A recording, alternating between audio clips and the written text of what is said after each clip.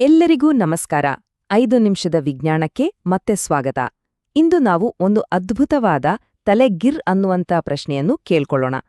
ನಮ್ಮ ಭೂಮಿಯ ಮೇಲಿನ ಜೀವದ ಮೂಲ ನಿಜವಾಗಿಯೂ ಇಲ್ಲೇನಾ ಅಥವಾ ಎಲ್ಲೋ ದೂರದ ಇನ್ನೊಂದು ಪ್ರಪಂಚದಿಂದ ಬಂದಿದ್ಯಾ? ಬನ್ನಿ, ಈ ಕಾಸ್ಮಿಕ್ ಪಯಣದಲ್ಲಿ ಸತ್ಯ ಏನು ಅಂತ ಒಟ್ಟಿಗೆ ಹುಡುಕೋಣ. ಹೌದು, ನೀವು ಕೇಳಿದ್ದು ಸರಿನೇ. ನಿಮ್ಮ ನಮ್ಮೆಲ್ಲರ ಪೂರ್ವಜರು ಮಂಗಳ ಗ್ರಹದಿಂದ ಬಂದವರಾಗಿರ್ಬೋದಾ? ಯೋಚನೆ ಮಾಡಿ, ಈ ಒಂದೇ ಒಂದು ಪ್ರಶ್ನೆ ನಮ್ಮ ಇಡೀ ಅಸ್ತಿತ್ವದ ಕಥೆಯನ್ನೇ ಬದಲಾಯಿಸಬಹುದು. ಇದು ಯಾವುದೋ ಸೈನ್ಸ್ ಫಿಕ್ಷನ್ ಸಿನಿಮಾದ ಕಥೆಯಲ್ಲ, ಇದೊಂದು ಸೀರಿಯಸ್ ಆದ ವೈಜ್ಞಾನಿಕ ಸಿದ್ಧಾಂತ. ಸುಮಾರು 4.5 ಬಿಲಿಯನ್ ವರ್ಷಗಳ ಹಿಂದೆ ನಮ್ಮ ಸೌರವ್ಯೂಹದಲ್ಲಿ ಜೀವ ಹುಟ್ಟೋಕೆ ಭೂಮಿಗಿಂತ ಮಂಗಳ ಗ್ರಹವೇ ಬೆಸ್ಟ್ ಜಾಗ ಆಗಿತ್ತು. ಆಶ್ಚರ್ಯ ಆಯ್ತಾ? ಬನ್ನಿ, ಇದು ಹೇಗೆ ಸಾಧ್ಯ ಅಂತ ನೋಡೋಣ. ನೋಡಿ, ಲಾಜಿಕ್ ತುಂಬಾನೇ ಸಿಂಪಲ್. ಮಂಗಳ ಗ್ರಹ ಭೂಮಿಗಿಂತ ಚಿಕ್ಕದು, ಹಾಗಾಗಿ ಅದು ಬೇಗನೆ ತಣ್ಣಗಾಯಿತು. ನಮ್ಮ ಭೂಮಿ ಇನ್ನೂ ಕುದಿಯೋ ಲಾವಾರಸದ ಉಂಡೆಯಾಗಿದ್ದಾಗ ಮಂಗಳ ಗ್ರಹದಲ್ಲಿ ಆವಾಗ್ಲೇ ದ್ರವರೂಪದ ನೀರು ಅಂದ್ರೆ ನದಿಗಳು, ಸಾಗರಗಳೆಲ್ಲ ಇತ್ತು. ಅಂದ್ರೆ ಜೀವ ಹುಟ್ಟೋ ರೇಸ್ನಲ್ಲಿ ಮಂಗಳಕ್ಕೆ ಸುಮಾರು 100 ಮಿಲಿಯನ್ ವರ್ಷಗಳ ದೊಡ್ಡ ಹೆಡ್ಸ್ಟಾರ್ಟ್ ಸಿಕ್ಬಿಟ್ಟಿತ್ತು. ಅಷ್ಟೇ ಅಲ್ಲ, ಇತ್ತೀಚೆಗೆ ನಾಸಾದ ಪರ್ಸಿವಿಯರೆನ್ಸ್ ರೋವರ್ ಮಂಗಳ ಗ್ರಹದಲ್ಲಿ ಕೆಲವು ಇಂಟ್ರೆಸ್ಟಿಂಗ್ ಕುರುಹುಗಳನ್ನ ಪತ್ತೆ ಮಾಡಿದೆ. ಚಿಯಾವಾ ಫಾಲ್ಸ್ ಅನ್ನೋ ಬಂಡೆಯಲು ಸಿಕ್ಕಿರೋ ಈ ಚುಕ್ಕೆಗಳಿವೆಯಲ್ಲ, ಇವು ಒಂದು ವೇಳೆ ನಮ್ಮ ಭೂಮಿಯಲ್ಲಿ ಸಿಕ್ಕಿದ್ರೆ ವಿಜ್ಞಾನಿಗಳು ಇದನ್ನ ಸೂಕ್ಷ್ಮಜೀವಿಗಳೇ ಮಾಡಿದ್ದು ಅಂತ ಖಂಡಿತ ಹೇಳ್ತಿದ್ರು. ಹಾಗಾದ್ರೆ ನಾವು ಮಂಗಳದ ಪ್ರಾಚೀನ ಸೂಕ್ಷ್ಮಜೀವಿಗಳ ಪಳಿಯುಳಿಕೆಗಳನ್ನ ಆಲ್ರೆಡಿ ಕಂಡಿಡಿದುಬಿಟ್ಟಿದೀವಾ? ಸರಿ, ಮಂಗಳದಲ್ಲಿ ಜೀವ ಇತ್ತು ಅಂತ ಒಂದು ಕ್ಷಣ ಒಪ್ಕೊಳ್ಳೋಣ. ಆದ್ರೆ ಅದು ಭೂಮಿಗೆ ಹೇಗೆ ಬಂತು? ಇಲ್ಲೇ ನೋಡಿ, ನಮ್ಮ ಕಥೆಗೆ ಒಂದು ದೊಡ್ಡ ಟ್ವಿಸ್ಟ್ ಸಿಗೋದು. ಒಂದು ಗ್ರಹದಿಂದ ಇನ್ನೊಂದು ಗ್ರಹಕ್ಕೆ ಜೀವದ ಒಂದು ಮಹಾ ಜಿಗಿತ.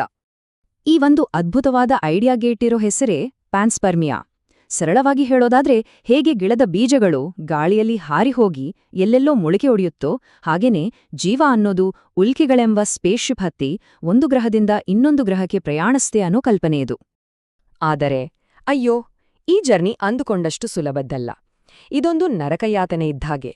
ಮೊದಲು ಒಂದು ದೊಡ್ಡ ಆಸ್ಟ್ರಾಯ್ಡ್ ಬಂದು ಗ್ರಹಕ್ಕೆ ಹೊಡೆದಾಗ ಆ ರಭಸಕ್ಕೆ ಬಂಡಿಯೊಳಗೆ ಸೇರಿಕೊಂಡು ಒಂದು ಬುಲೆಟ್ಗಿಂತ ವೇಗವಾಗಿ ಸ್ಪೇಸಿಗೆ ಹಾರಬೇಕು. ಆಮೇಲೆ ಲಕ್ಷಾಂತರ ವರ್ಷಗಳು ಸ್ಪೇಸಿನ ಕೊರೆಯೋ ಚಳಿ, ಅಪಾಯಕಾರಿ ವಿಕಿರಣ ಇದನ್ನೆಲ್ಲ ಸಹಿಸಬೇಕು. ಕೊನೆಗೆ ಭೂಮಿಯ ವಾತಾವರಣದೊಳಗೆ ಬರುವಾಗ ಬೆಂಕಿಯ ಉಂಡೆಯಾಗಿ ಉರಿದ್ರೂ ಹೇಗೋ ಜೀವ ಉಳಿಸ್ಕೊಡ್ಬೇಕು. ಅಬ್ಬಬ್ಬಾ!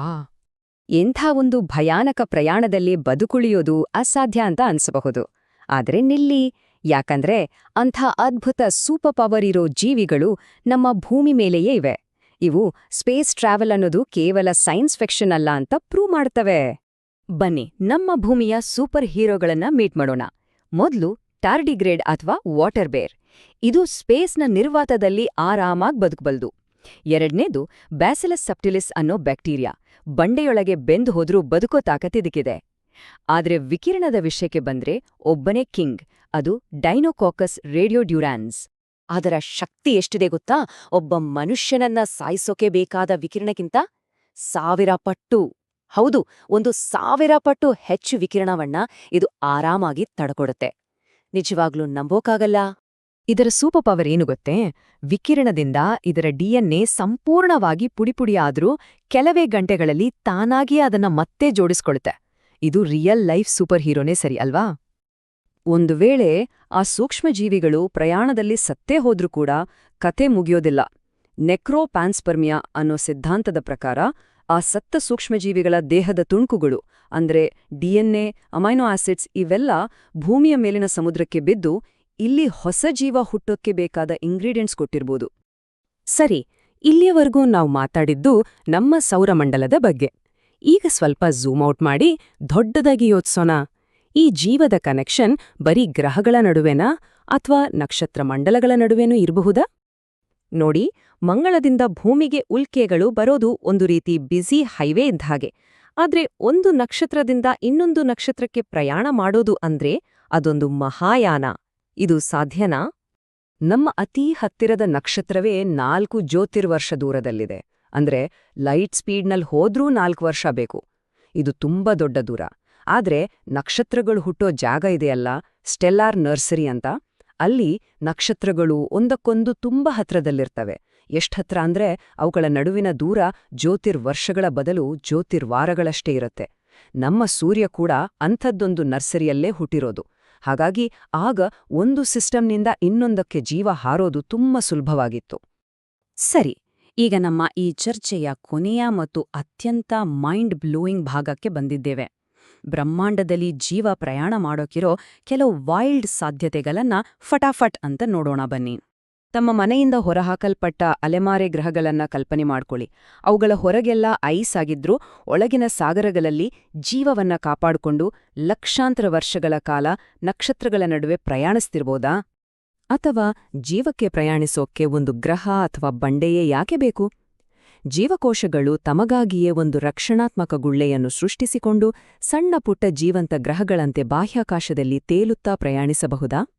ಇದಕ್ಕಿಂತಲೂ ಒಂದು ಹೆಜ್ಜೆ ಮುಂದೆ ಹೋಗೋಣ.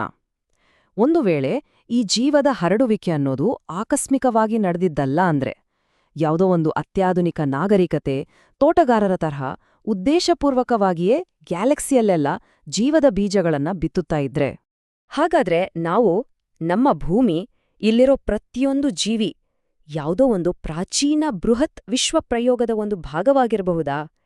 ಈ ಯೋಚನೆನೇ ಮೈ ಜುಮ್ ಅನ್ನಿಸುತ್ತೆ. ಹಾಗಾಗಿ ಜೀವದ ಕಥೆ ನಮ್ಮ ಭೂಮಿಯಲ್ಲಿ ಶುರು ಆಗಿಲ್ಲ, ಬದಲಿಗೆ ಅದಕ್ಕೂ ಮುಂಚೆ ಬೇರೆಲ್ಲೋ ಶುರು ಆಗಿತ್ತು ಅಂದ್ರೆ ಈ ಮಹಾಕಥೆಯಲ್ಲಿ ನಮ್ಮ ಅಧ್ಯಾಯ ಯಾವುದು? ನಮ್ಮ ಪಾತ್ರವೇನು? ಈ ಪ್ರಶ್ನೆಯನ್ನ ನಿಮ್ಮ ಯೋಚನೆಗೆ ಬಿಡ್ತಾ ಇದ್ದೀನಿ. ಈ ವಿಶ್ಲೇಷಣೆ ಇಷ್ಟ ಆಗಿದ್ರೆ ಆ ಲೈಕ್ ಬಟನ್ ಒತ್ತಿ, ಎಲ್ಲರ ಜೊತೆ ಶೇರ್ ಮಾಡಿ ಮತ್ತು ಇನ್ನೂ ಇಂತಹ ವಿಶ್ಲೇಷಣೆಗಳಿಗಾಗಿ ಖಂಡಿತ ಸಬ್ಸ್ಕ್ರೈಬ್ ಮಾಡಿ. ನಿಮ್ಮ ಅನಿಸಿಕೆ ಏನು ಅಂತ ಕೆಳಗೆ ಕಾಮೆಂಟ್ ಮಾಡಿ ತಿಳಿಸಿ.